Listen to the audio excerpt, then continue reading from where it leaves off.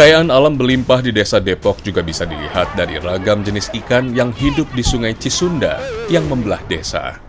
Mulai dari mujair, nila, hingga lele hidup bebas di aliran sungai ini. Ada yang unik dari cara warga menangkap ikan.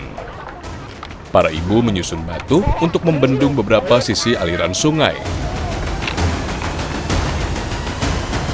Ini kita bukan sedang kerja bakti, tapi mencari ikan dengan teknik memarak. Jadi membendung sistemnya, nanti airnya akan dialirkan ke satu sisi tertentu, dan di sisi itulah nanti kita akan mencari ikan-ikannya. Ikan-ikannya akan dikumpulin di satu bagian. Ikan-ikan hasil tangkapan bisa menjadi lauk utama keluarga yang tak hanya bergizi, tapi juga bisa menghemat pengeluaran. Dalam waktu 1-2 jam, kami bisa mendapatkan beberapa ekor ikan. Teknik menangkap ikan ini tidak mudah dilakukan. Kami harus jeli melihat pergerakan ikan di antara bebatuan. Apa tuh gerak, Bu? Gerak. Mana? Wah, dapat lelenya. Ih, lelenya besar banget, Bu. Lumayan. Tapi takut dipatil. Enggak. Bu Dewi, sini nih, masukin. Alhamdulillah. Awas. Wah, di sini juga ada lele, Bu. Ayo cari lagi yuk. Siapa tahu dapat lagi.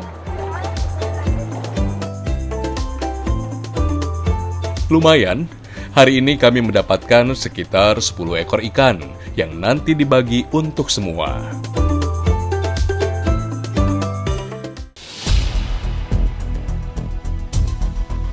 Warga juga terus berupaya memperkaya jenis tanaman di lahan mereka.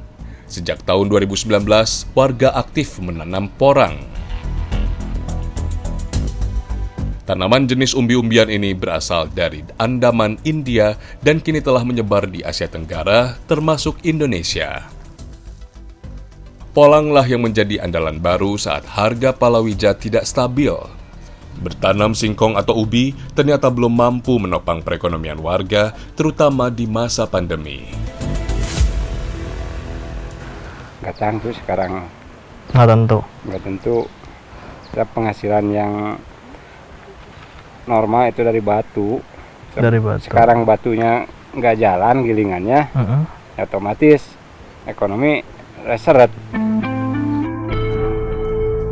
Salah satu petani porang adalah Ahdiat. Bersama keluarganya, ia bertanam porang sebanyak-banyaknya. Punya tanah yang di bawahnya banyak batu dengan teras, bahan bangunan. Jadi batunya bisa diolah keluar. Tapi kalau batunya Bapak ambil, kan nanti kebun di atasnya hilang. Tidak jadi masalah. Kalau sekarang tanahnya yang miring, kalau digali udah datar, harga tanah bisa mencapai 3 lipat. Porang terbilang menjanjikan. Hasil pengolahan umbi porang menjadi bahan baku lem, kosmetik, tahu, roti, agar-agar, hingga mie sehat. Kandungan glukomannya juga dipercaya menjadi obat berbagai penyakit. Misalnya untuk menekan kadar gula darah, menurunkan kadar kolesterol, hingga mencegah kanker. Tak heran permintaan biji dan umbi porang terus naik belakangan ini. Dari luar Jawa juga banyak yang nyari. Serius, Bu? Saya juga baru tahu tanaman ini. Banyak yang nyari ini. Tapi harganya bagus. Bagus, paling bagus sekarang ini. Yang penting jadi uang. Yang penting jadi uang ya, Bu ya. Iya. Jadi sebenarnya penambangan batu tuh bukan jalan keluar bagi mereka untuk mendapatkan uang lebih cepat.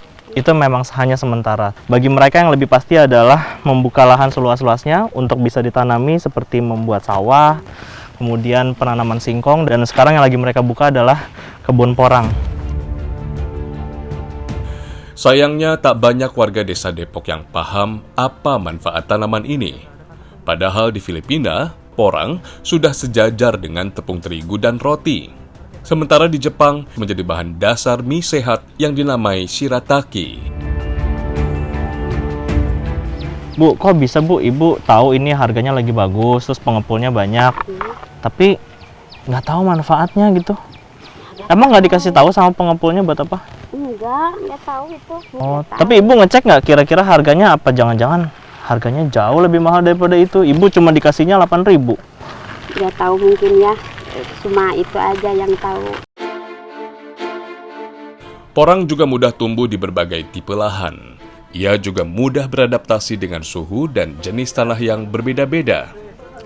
Kini, Ahdiat dan Eis mengembangkan pembibitan mandiri untuk warga desa setempat yang dijual seharga Rp600 saja per polybag. Ah, katak tuh apa tuh?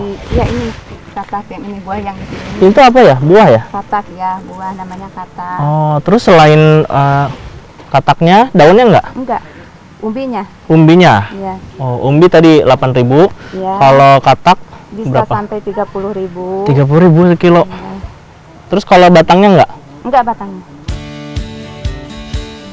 Setidaknya sudah ada sekitar 200 bibit porang siap tanam di lahan milik Ahdiat dan Eis. Tahun lalu mereka bisa mendapatkan uang sekitar Rp800.000 dari penjualan bibit ini, dengan catatan seluruh umbi porang sedang dalam keadaan baik. Setiap tanaman porang bisa menghasilkan 1-2 buah umbi yang ukurannya beragam. Jadi ini yang paling mahal, Bu. Iya. Aduh. Sampai 8.000. Tapi ini besar ya? Kecil. Kecil. Belum, ya itu masih muda. Paling besar segimana? Ntar kalau ininya sudah tua, besar ada 1 Bisa. kilo. Ya kalau Bisa 1 kilo. Iya. Ini tanaman yang lagi ditanam dan paling laris di Garut, khususnya di Garut Selatan. Karena hampir setiap desa menanam tanaman porang ini, tapi sayangnya masyarakat belum tahu manfaatnya apa. Yang mereka tahu hanyalah satu umbi ini kalau ukuran 1 kilo bisa seharga Rp8.000. Satu umbi porang rata-rata tumbuh hingga berat 5 kg. Jelas sudah, porang bisa menjadi alternatif mata pencaharian warga yang sangat menjanjikan. Apalagi bertanam porang terbilang ramah lingkungan, bila dibanding dengan mengalihfungsikan lahan menjadi tambang batu. Ya, memang dalam kondisi seperti ini, ya kita harus bahu-membahu, termasuk di rumah tangga. Bukan hanya suaminya, tetapi juga istrinya bahu-membahu. Karena banyak suami-suami yang asalnya bekerja di kota, kemudian juga asalnya bekerja di pabrik dan sebagainya, mereka kena PHK. Oleh karena itu, menjadi pilihan terbaik adalah bagaimana kita memunculkan kearifan lokal menjadi salah satu sumber mata pencaharian di daerah atau di kampung.